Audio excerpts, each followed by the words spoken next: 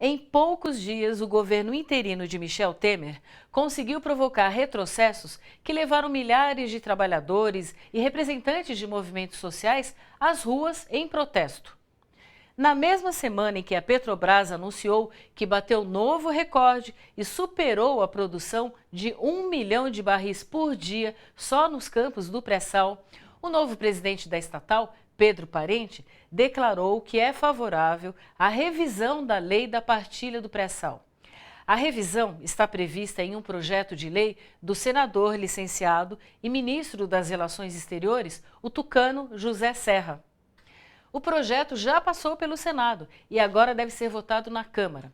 A Federação Única dos Petroleiros, a FUP, criticou a posição de Pedro Parente porque isso abre espaço para a privatização da Petrobras.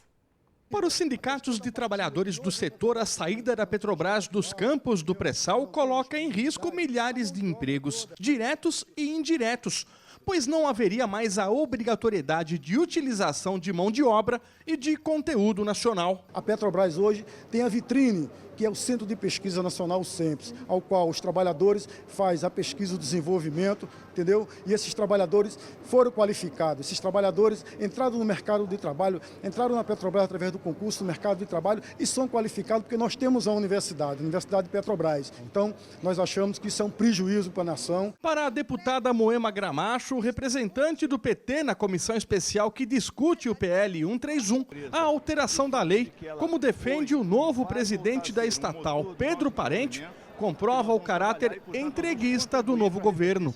Esses que estão aí, que estão aplicando o golpe, são os mesmos que querem efetivamente abrir de vez a Petrobras, acabar com a partilha e entregar definitivamente o nosso bem maior. O projeto de Serra, que está sendo discutido agora na Câmara, é um projeto entreguista que visa retirar uma empresa pública da operação única desta reserva, deste bem social e também abrir para o ingresso das empresas internacionais, ou seja, entregando a propriedade de um bem público que é o petróleo brasileiro.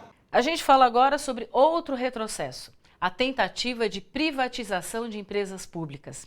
Enquanto o mercado financeiro nacional encolheu cerca de 3% no primeiro trimestre deste ano, em comparação com o mesmo período de 2015, a Caixa Econômica Federal aumentou seus ativos em 5% e atingiu um patrimônio de 1,2 trilhão de reais. Ultrapassou o Itaú e agora é o segundo maior banco do país. Ficou atrás apenas do Banco do Brasil. É bom a gente lembrar que a Caixa Econômica Federal é o único banco brasileiro 100% público. Ao contrário do que acontece com os bancos privados, em que o lucro é dividido entre os acionistas, no caso da Caixa, todo o lucro é direcionado para políticas sociais, como a habitação popular. Mas tanto a Caixa como outras empresas públicas correm o risco de serem prejudicadas por uma pauta conservadora que avança no Congresso com o apoio do presidente interino Michel Temer. Veja na reportagem de Michele Gomes. Atualmente, existem no Congresso vários projetos de lei que prevêem a privatização de empresas públicas como a Petrobras, Correios, Eletrobras, Caixa Econômica Federal, Banco do Brasil e BNDES. Desde o ano passado, o Comitê Nacional em Defesa das Empresas Públicas tem lutado contra esses projetos.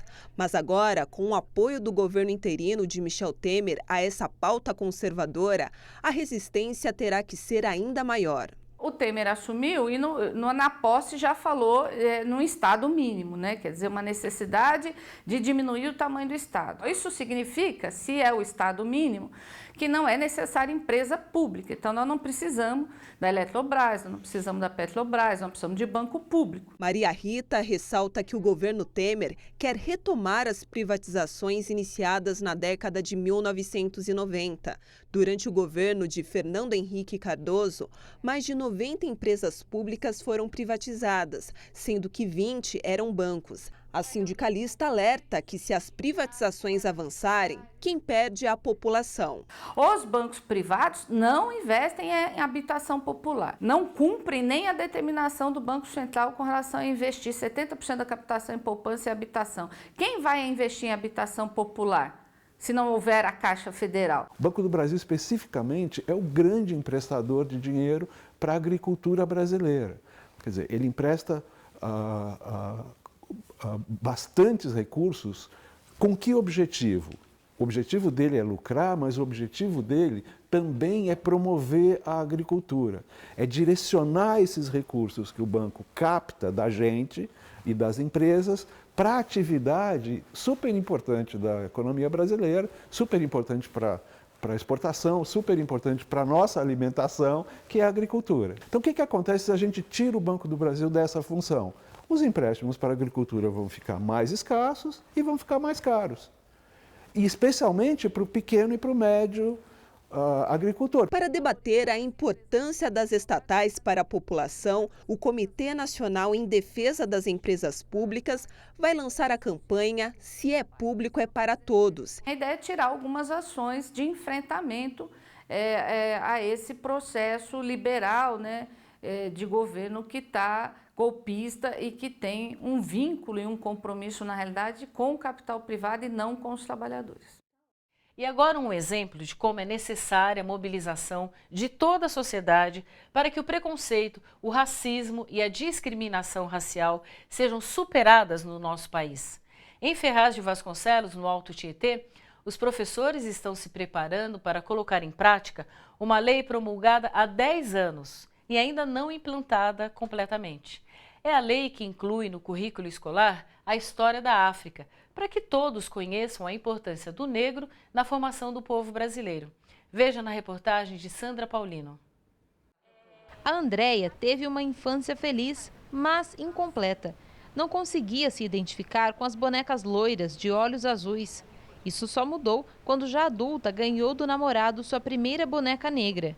Hoje, Andréia é artesã e tem sua própria linha de bonecas. E eu vi o quanto de referência e o quanto de identidade existia naquela bonequinha negra de pano que eu ganhei.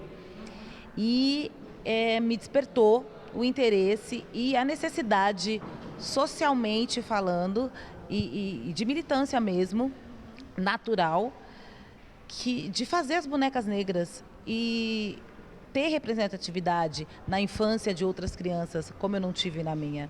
Da escola, Andréia não guarda boas lembranças, especialmente das aulas de história. Foi um período muito difícil, porque a única referência que a gente tinha da história do negro no Brasil, no período escolar, no meu ginásio, por exemplo, era que o negro foi escravo e que foi surrado, e que foi espancado, e que não tinha direito a nada, e que não tinha fala, e depois que não podia votar. Para evitar que casos como o da Andréia se repitam, a Lei 10.639 determina a inclusão da história da África e dos povos indígenas no currículo escolar.